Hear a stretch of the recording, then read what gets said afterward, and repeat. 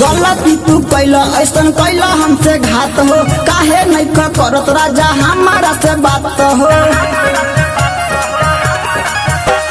गलती तू कैला राजा कैला ऐसन घात हो, काहे नहीं करत राजा हमारा से बात हो।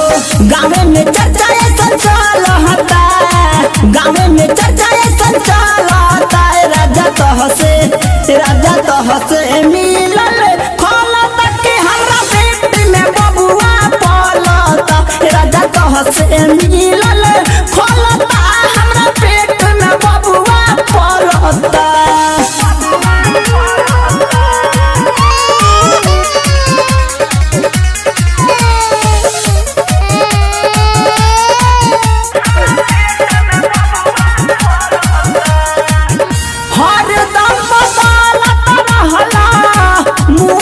मिजाज हो तोहरे चलते हंसताते गौवा समाज हो,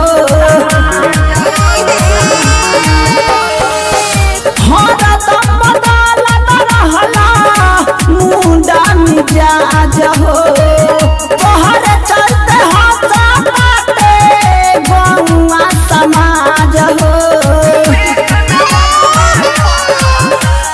हमनी से लोग के आवे जलन के बुहो, यही चलते पापा देखावत नहीं खन मुँह हो।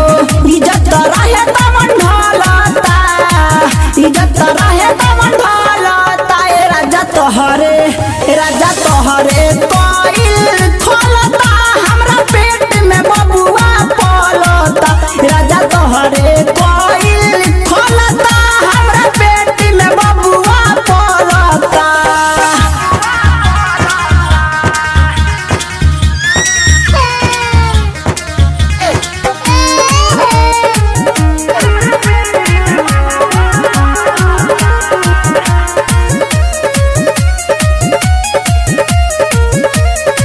Mixed by Ramanand Sagar। डर लागे लोग कहेला करा लेते खाली, कवनो उपाय लगावा निखिल नया पाली।